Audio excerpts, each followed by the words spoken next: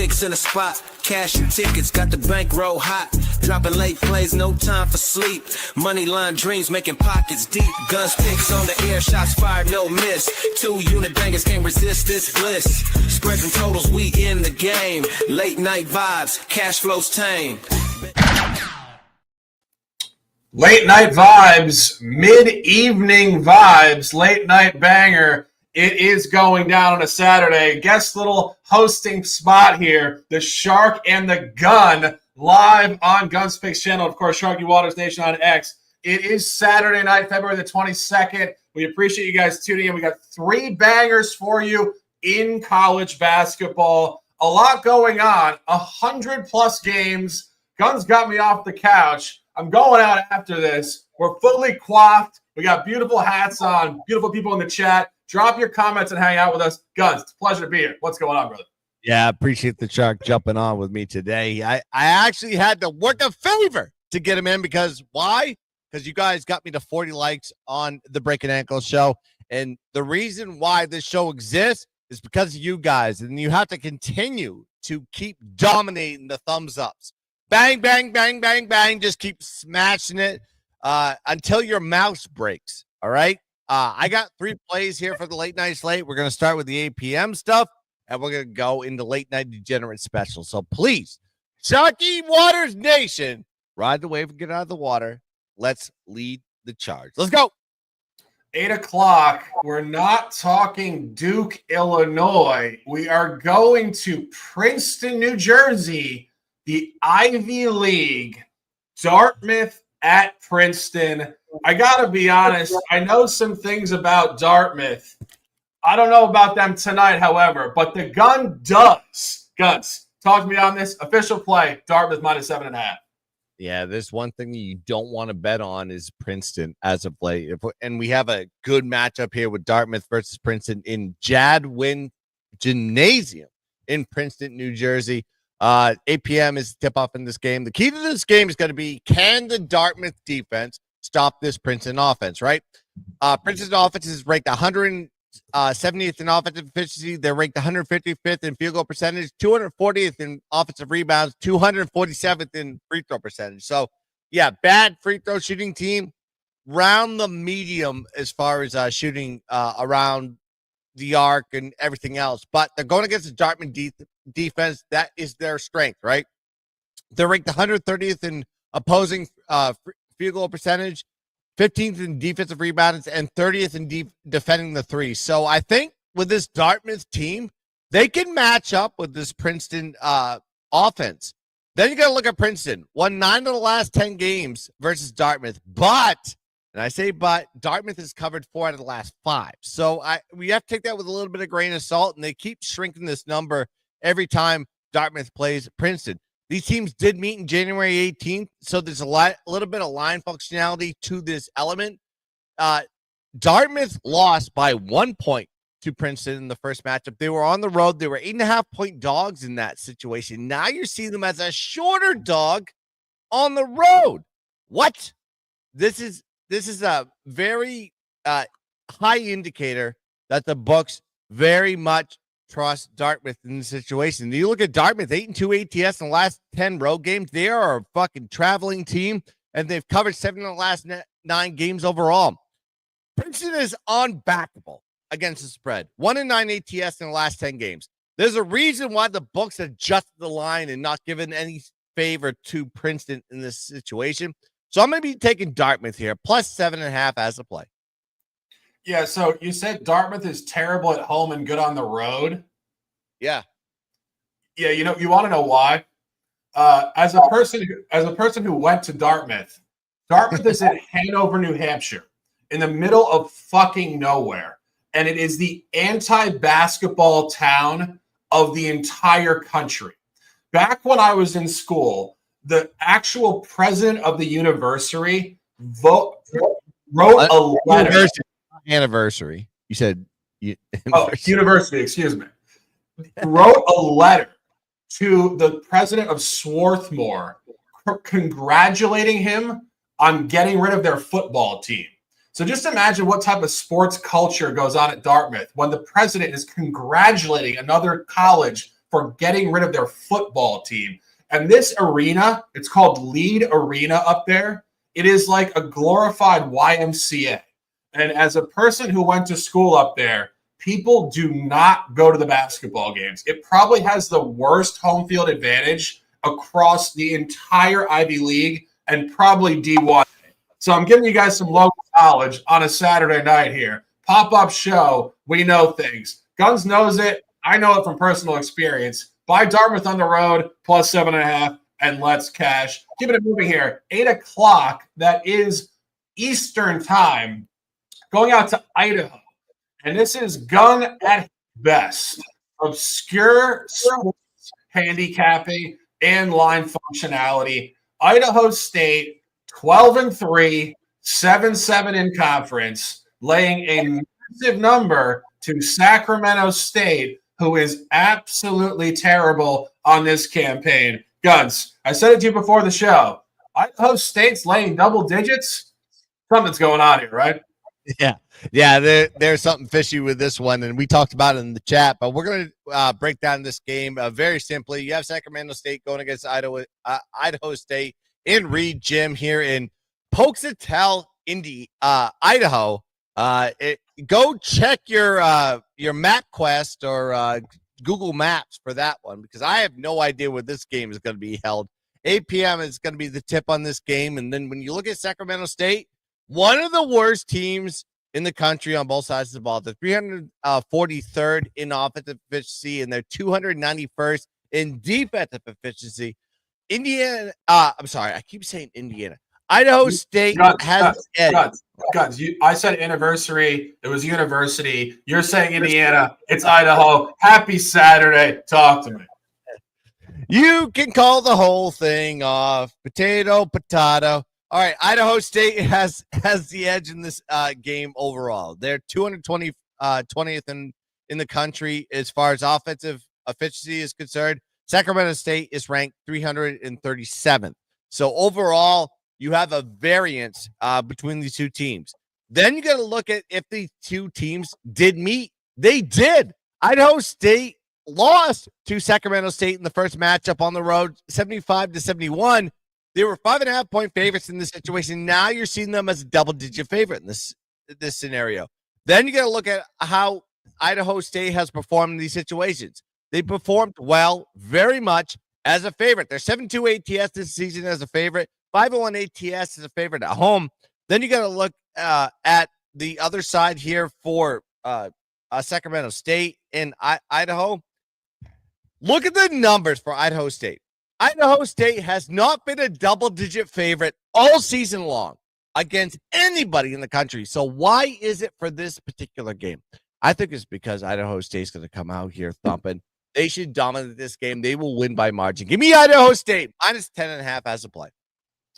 Yeah, I might have to get on board with this one. As I said, when I see a line like that, that just makes my eyes light up. And it's so much bigger than college basketball. This could apply to any sport in the United States or the world. You see what they call, a stinky line. This line makes no sense. You always want to be on the right side of it, not the books know nothing side of it, which would be, of course, the underdog side of this game. Take Idaho State and let's cash. Keeping it moving here, ESPN, the second level of this doubleheader. We mentioned Duke is playing here at 8 o'clock.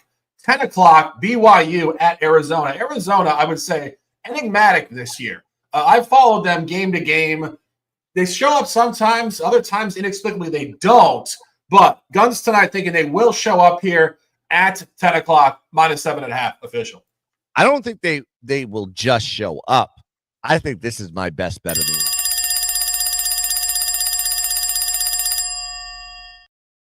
Yeah, this is my best bet. We're going to go BYU, Arizona here. McHale Memorial Center in Tucson, Arizona, 10 p.m. Late night degenerate special is the tip-off in this game. If you know anything about me, if you've been following along with my picks, you've followed along with my videos, I am the master of the tuck-in, sleep, and wake up with cash bets. And this is one of them here. And when you look at BYU, their strength has been their offense all season long. And that's what's been make them a powerful opponent in the Big 12. The 13 offensive efficiency, 9th in field goal percentage, 72nd in offensive rebounds. However, very poor free throw shooting team. They're 261st in the country in free throw percentage. That might be a key factor in this game because they're going against a Arizona defense they've never faced before. Top 10 defense for that matter here for the Wildcats. They're ninth in defensive efficiency, 31st in opposing field goal percentage, and 64th in defensive rebounding. On the offensive side here for Arizona, their top 25 is what in that situation as well. They're 23rd in offensive efficiency, 22nd in offensive rebounding, and 35th on the free throw line. So there is an advantage of the free throw line for sure, and the shooting. So this is an Arizona Wildcat team that is heating up going into the tournament. Then you got to look at BYU's defense. That is their weakness in this game. They're 61st in defensive efficiency, 144th in opposing field goal percentage, but they are a very good rebounding team, top 10 for that matter on the defensive side, 7th in that category. Now, BYU for the majority of the season has been a favorite. This is the 4th time they've been a dog all season long. So that you got to take that with a grain of salt. They're 1-2 ATS as a dog this season. So very different scenario here going in for Arizona. I'm sorry, BYU. Then you got the revenge factor here for the that is in favor of the Wildcats because Arizona lost on the road against BYU 85-74. They were 3-point road dogs in that situation. Now you're seeing them as a heavy favorite, 7.5, 8 on this in this game. Then you got to look at how Arizona performs when the number is this spread. They're 7-2 ATS in the last 9 games. 5-1 ATS is a favorite in that sample size. This is a must-bang spot here for the Wildcats. They are going to dominate BYU at home in their own gym. Late night degenerate special. Go kill the Mormons, baby. Hypothetically, let's give me Arizona here, -7.5 as a play. Yeah, we only got 3 officials, but I do want to talk about 2 more games that are pretty standout, in my opinion, on this card going late night here. And, of course, I'm looking at it for the first time here, guest hosting with the Gun. It's a pleasure to be here with you guys. We really appreciate you guys in the chat. We want to give you guys a shout. Michael B., what's going on, brother? Hope you're having a great night.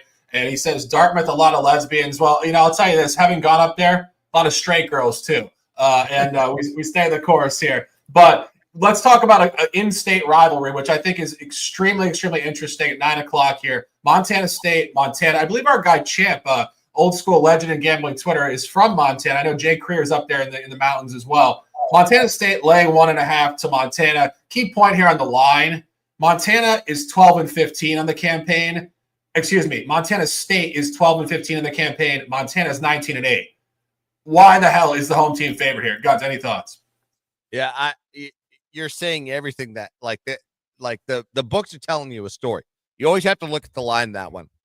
I didn't look at this game in particular as one of my plays, but I would say there is something fishy with that line, especially when you look if you're breaking down the rankings from offensive efficiency to defensive efficiency. You're probably going to feel an advantage to the dog, which is going to gear you to take that direction. However, this might be a bad spot here. But I'll let Shark do the cap at what you saw. Yeah, well, I was just looking purely at the line, and I think when you see this line, you say to yourself, why the hell is a team that is significantly under 500 laying to a team that has a great record? And I mean, I wish we could have some of these guys that are local up there coming on the show and giving us more detail. Of course, I was talking about Dartmouth. That wasn't even a joke. I mean, I actually did go to Dartmouth, and I know that very well. There's a lot of local knowledge to college basketball, which is far bigger than professional sports, of course, where there's 30 teams highly magnified. You get to these small conferences, you can literally know stuff that even the books don't know. And I'm just looking here at the previous game they played. They did play in the Montana home gym going back to January 25th. Montana 77-70. Key point on the line there. Montana was -3. So it should be about a neutral spot here. I think this is going to be tight. This is not going to be some just blowout game for Montana State, but I do think a really sharp look here is taking Montana State to win this game. And I think you can get the money line right around -115 now. One final game just to talk about before we leave the air here and leave you guys to enjoy your Saturday night. If you're not enjoying it with us, I mean, it can only get maybe hopefully better, but we're having a great time here. This is a very interesting game too, just numerically. Texas on the road at South Carolina. South Carolina in the SEC is 0-13. That is hard to do. Of course, as Guns was saying, a lot of this conference reconstruction, you're seeing BYU, Arizona, and the Big 12. all of a sudden Texas is in the SEC. Not exactly an old school conference rival here, but Texas laying a short 2.5. Is that just a chalk special? Is South Carolina just that bad? South Carolina is more of a home team. Well, they are at home here. They are at home here. So yeah, that's why like I kind of left that out of the cap on this one. I took a lot of SEC teams today, but like that was a particular spot that I felt like it was just not on my radar and just wasn't something I want to take. I mean, yeah, typically like if I was going to take, it's almost like Vandy. Vandy won today, cash that ticket. Vandy and South Carolina are those two teams that like my eyebrows kind of go up every time they are going against anybody that has relevance or like ranking in the market. It depends on where the teams come from. If they come from like back-to-back losses, then they're going to go play South Carolina. I'm probably going to stay away from that one. I'm not saying this is like this particular situation, but for some reason, I just stayed away from this game in particular.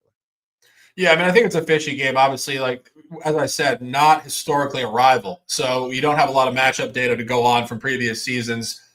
Intrinsically, my contrarian spot here, I would say to myself, this is a really short line. A team that is 0-3 in conference is so due. You said it best. I didn't mean to cut you off there, but like you said it best, is like, yeah, there's no data on these two teams, right? Because Texas just joined the SEC. So I typically skip a lot of these games, especially with certain teams are just not in the conference for like a year or two or something like that. I let the data kind of like build up so I can get some like what we talk about all the time on every single sport is line shifts, line functionality, whatever it is. So this was one of those games that I saw and I completely skipped altogether. Yeah, no, I wouldn't disagree. Let's just talk about one more and we'll get off here. 8 o'clock, we're coming up here, 7 minutes. Old school rivalry here out west. St. Mary's, Gonzaga. Gonzaga sitting here 21-7, 12-3 in conference. St. Mary's right alongside with them, even better record, 24-4, 14-1 in the West Coast Conference here. Gonzaga laying a pretty heavy number at -6.5. That to me is a favorite spot. Would you agree? Yeah, I would say this is like Gonzaga, right? They're what 6.5 on this one as a favorite. Yeah, -6.5 against the St. Mary's team that has done nothing wrong. Like you look at them all season long, they've kind of like established themselves as being the powerhouse in the conference. And then you see like Gonzaga like losing and regressing. However, you see the line here at -6.5. It kind of tells you a story what the books perceive these two teams to be. While you want to buy into St. Mary's, I think the stock is way too high on them. I think the stock is just buyable on this Gonzaga team, and I wouldn't take anything but the favorite in this one. Give me Gonzaga here -6.5 as my lean, non-official play. I was doing an NBA show the other day on YouTube, and people said, you know what? Take all the leans. The leans are just mortal locks. Yeah. And, I'm like when I talk about leans, yes, I'm betting them, but I'm not going to give them out because I don't have that enough confidence in them. And then I realize that like sometimes my officials don't cash, but my leans do. So sometimes that does happen that way. Yeah, and particularly college basketball, where again you have 100 games plus here. You got to open up your portfolio. It's hard to really hone in on one game being like so much better than the other here. And just looking back on this is the second matchup of the year again in conference. February 1st, St. Mary's did win and cover at home against Gonzaga, 62-58. Gonzaga was a -2 road favorite, so this is going to be a tight line, assuming 3 points going from road to home, 6.5. I think Gonzaga is supposed to win this game by 7, 8, or 9 points. I would advise you guys not to take the public spot. I don't even know if it's public, but I always perceive the more obvious, better team as a dog to be public, just generally. So I think this is probably a Gonzaga spot, but tight. I think for myself, the best look would be Montana State. And the Gun 3 officials, as we wrap it up here, 20 minutes live, CBB late night bangers, mid-evening bangers, prime time Saturday bangers. Bangers will bang. We'd love to bring it to you guys. Dartmouth +7.5, Idaho State -10.5, Arizona late night special, national game. Buy it, live it, love it, and let's dominate. -7.5 GunzPicks. A pleasure. Close them out with some words, and let's dominate. Yeah, shout out to the chat. Shout out to the gun cycle. Shout out to the beautiful bastards and bastardettes that have absolutely joined this ride that we're on in college basketball. You guys got me to 40 likes. You made me work a little bit extra harder. And guess what? I dragged the shark off the couch for that matter to get me over. Next time, I'm going to make it work to 50. Maybe I'll make it work to 100. But I digress. Make sure you like and subscribe to the GunzPicks channel. Hit the thumbs up, hit the bell, hit everything to get me in the algorithm of all algorithms that YouTube deems fit. You guys have been doing a great job. Get in the comment section, hit the like button, subscribe to the channel if you haven't done that yet. Hit the bell and everything else on. We'll be back tomorrow morning to do some Sunday plays because you guys continue to give me the motivation to give you more plays on the table. So let's catch some tickets. Let's dominate the ball. And as always, up. Bump, bump, bump, bump. Let's keep dancing. Bang. It's feast or famine. Riding high, cashing in like salmon. Run the totals like a calculator's math. Guns got the formula, we on the right path. GunzPicks on the air, shots fired, no miss. 2-unit bangers can't resist this bliss. Spreads and totals, we in the game. Late night vibes, cash flows tame.